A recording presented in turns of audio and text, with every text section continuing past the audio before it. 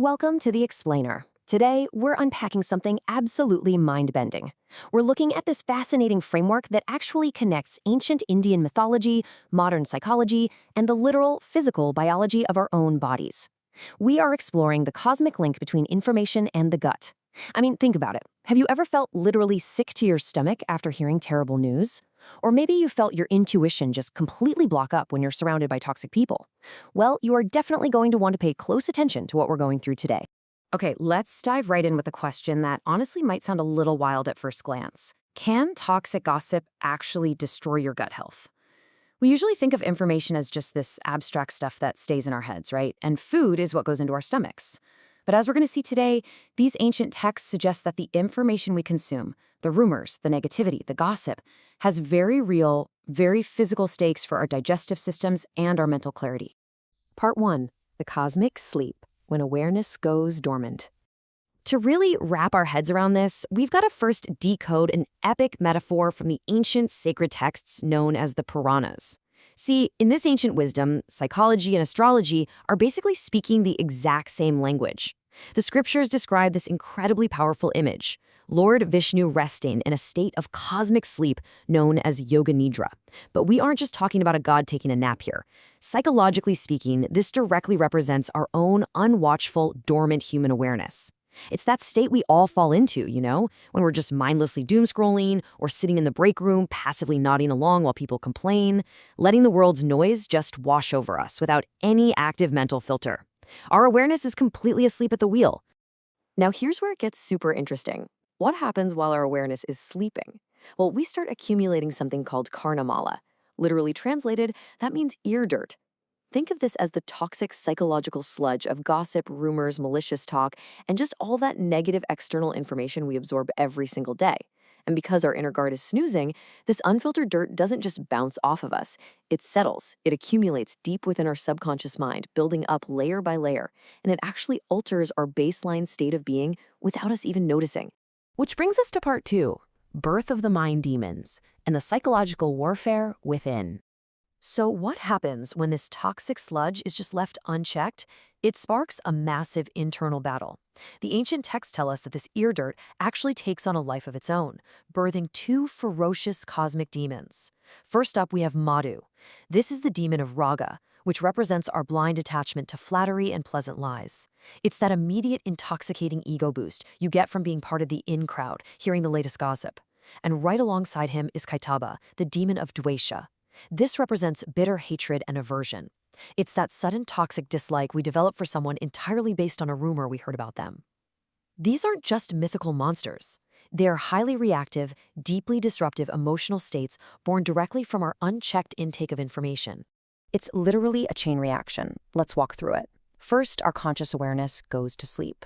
Second, because our guard is down, toxic gossip and negativity pile up as ear dirt. Third, those highly reactive demons of attachment and aversion, Madhu and Kaitaba, spring into existence within our psyche. And finally, step 4, those newly born demons immediately march forward to attack and paralyze our inner creator. And that inner creator under attack? That is Lord Brahma. But again, let's bring this down to earth and translate it into your daily lived experience. In psychological terms, Brahma is your buddhi.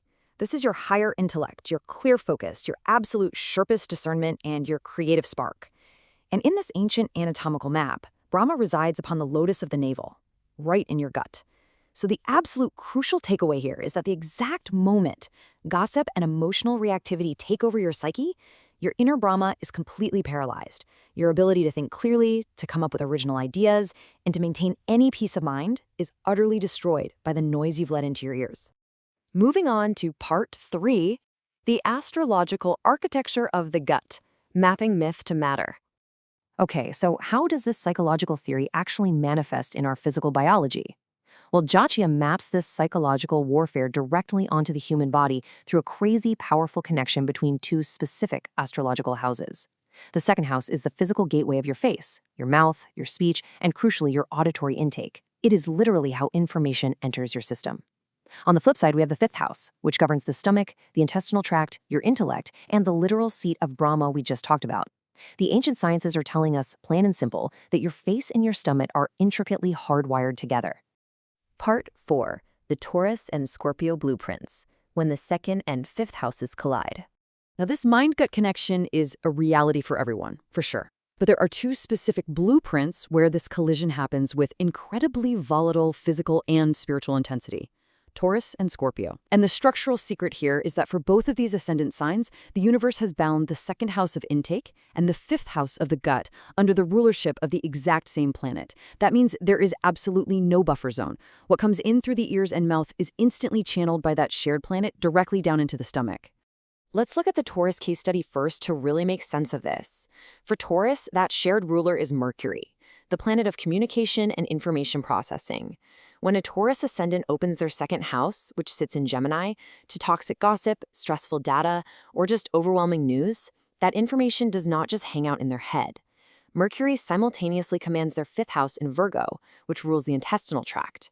Because it's a completely closed circuit, the energetic poison of that stressful data is instantly channeled straight down.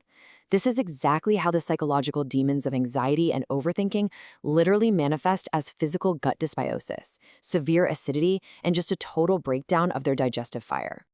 Now, contrast this with the Scorpio blueprint. For Scorpio, the shared ruler is Jupiter, the planet of etheric wisdom and deep beliefs. When a Scorpio absorbs unrighteous speech, deceit, or low vibrational energy through their second house in Sagittarius, Jupiter carries that impurity straight into their fifth house in Pisces, the house of cosmic intuition. For a Scorpio, the physical manifestation is spiritual suffocation. The ear dirt completely blinds those famous intuitive, gut feelings Scorpios are so well known for. It systematically kills their creative power from the inside out, leaving them spiritually and physically totally drained. Which leads us to our final section, protecting your inner Brahma, the ultimate biological and spiritual takeaway. So now that we've seen how profoundly our auditory intake is linked to our digestion and intuition, how do we actually defend ourselves? The solution presented by the source material is elegantly simple, but I'll be honest, it requires real discipline. You cannot let your awareness sleep. You must awaken your inner Vishnu, your active, highly conscious awareness. You essentially have to become the fierce gatekeeper of your own second house. When you actively filter out the ear dirt of gossip, rumors, and negativity right at the gateway of your face, you prevent those demons of the mind from ever being born. By stopping the bad info at the door, you actively protect the Brahma, your intellect, your creativity, and your health residing safely down in your fifth house stomach. It really all boils down to this one incredible takeaway from the source texts. To protect your creativity, your intuition, and your biological health, you must fiercely guard what you swallow, both as food and as information. It is such an incredible reframe, isn't it? We are so exceedingly careful about reading nutrition labels on the food we eat, but how often do we check the nutrition labels of the conversations we engage in or the media we consume? Because ultimately, they both end up being fully digested by your body. And that brings us to our final thought for this explainer. The architecture of your body and your mind are deeply, undeniably connected. The universe literally hardwired your ears directly to your gut. So the ultimate question is, will you awaken your conscious awareness to actively filter the noise, or will you let the demons of the mind completely digest your intuition? It is entirely up to you what you choose to let through the gates today. Thank you so much for joining me, and I really hope this completely changes the way you look at your